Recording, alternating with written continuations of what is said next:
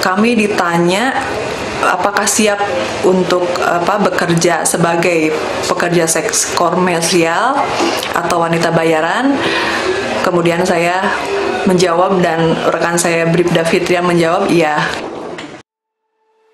Halo Bedekers. Menjadi polisi wanita alias polwan ternyata tak segampang yang dibayangkan. Posisinya setara dengan polisi yang laki-laki, meski secara fisik berbeda. Tugas-tugas yang dilakukan kurang lebih sama beratnya, seperti saat melakukan penyelidikan kehidupan malam dan perdagangan perempuan. Polwan ini turun langsung menyamar melakoni kehidupan gelap tersebut. Seperti apa kisah selengkapnya? Inilah aksi penyamaran nekat polwan cantik Indonesia ketika menangkap penjahat. Mari kita bongkar.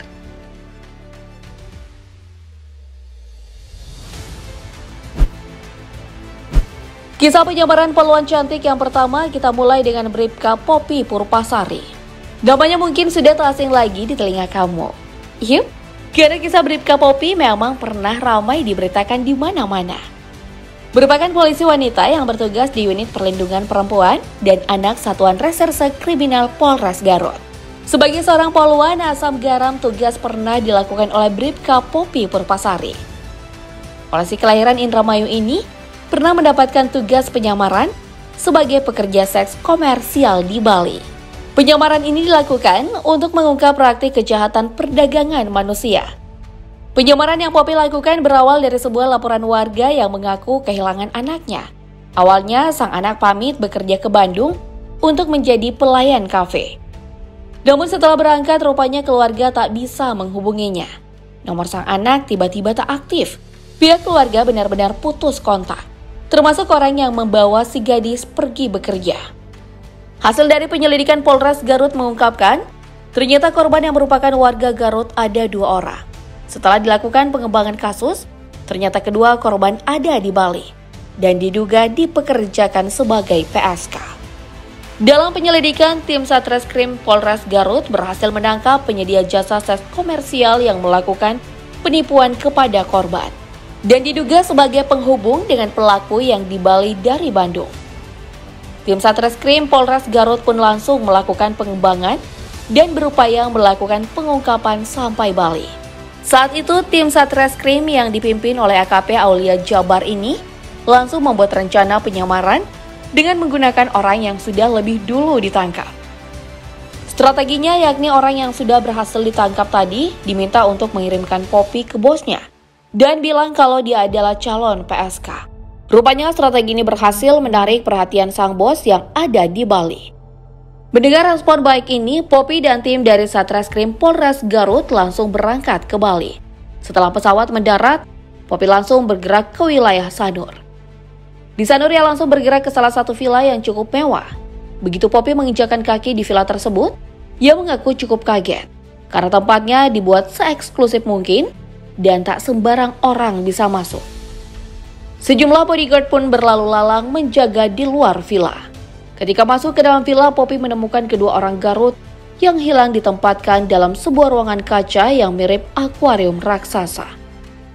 Di dalamnya juga terdapat beberapa wanita lain yang juga merupakan korban perdagangan manusia. Tak lama kemudian, Poppy pun diminta untuk mengganti pakaian, lalu bersiap menyambut tamu dan masuk ke dalam akuarium. Momen saat mengganti baju inilah yang Poppy gunakan untuk menghubungi tim Satreskrim Polres Garut yang sudah siaga di sekitar villa. Tim pun sudah berkoordinasi dengan Polsek dan Polres setempat. Setelah beberapa saat, tim langsung bergerak dan melakukan penyergapan. Dalam penyergapan itu sejumlah orang yang diduga jaringan perdagangan manusia berhasil ditangkap. Berkat aksi penyamaran heroik ini, Bribka Poppy berhasil menyelamatkan 2 wanita asal Garut tersebut, beserta beberapa korban lainnya yang rata-rata masih di bawah umur. Duh, Mbak Poppy, gak cuma cantik, tapi kamu juga seorang pahlawan. Kami ditanya apakah siap untuk bekerja sebagai pekerja seks komersial atau wanita bayaran. Kemudian saya menjawab dan rekan saya Bribda Fitria menjawab iya.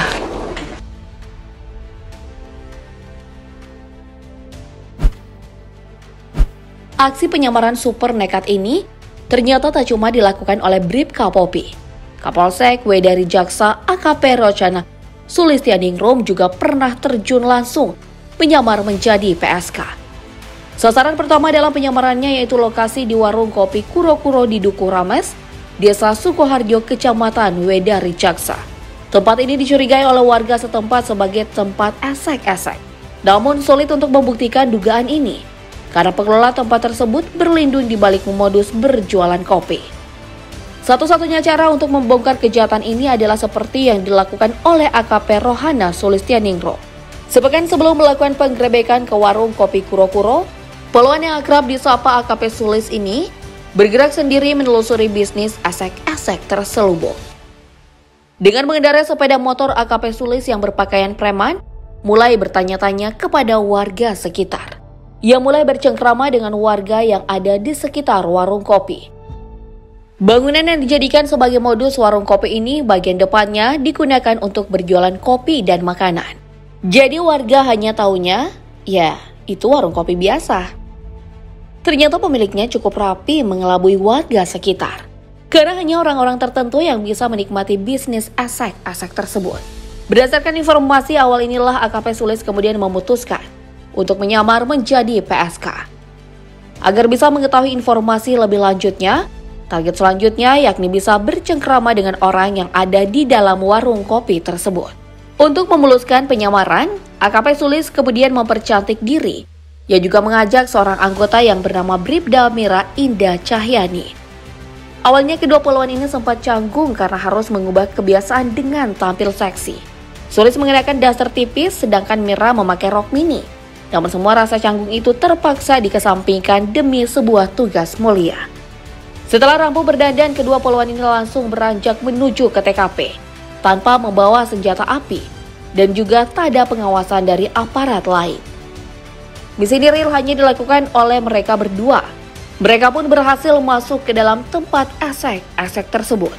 Keduanya pura-pura butuh pekerjaan sebagai PSK lantaran desakan ekonomi. Tanpa rasa curiga sedikit pun, sang mucikari menerima keduanya untuk bekerja. Dalam penyamarannya, Bribda Mira bahkan sempat ditawar seorang lelaki hidung belang seharga Rp350.000 untuk berkencan. Dengan berbagai alasan, Mira bisa menolak ajakan itu.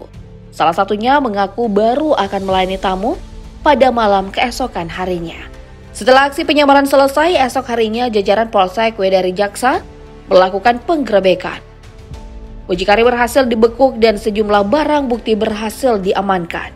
Pelaku dikenakan pasal 296 KUHP karena mengadakan atau memudahkan perbuatan cabul dengan ancaman pidana paling sedikit 1,4 tahun penjara.